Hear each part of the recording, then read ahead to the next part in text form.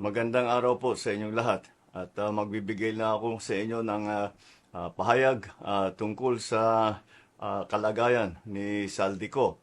Nananatili po siya sa kustodiya ng Czech Republic at isinasagawa natin ang lahat ng mga kinakailangang hakbang para sa kanyang pagbalik dito sa Pilipinas.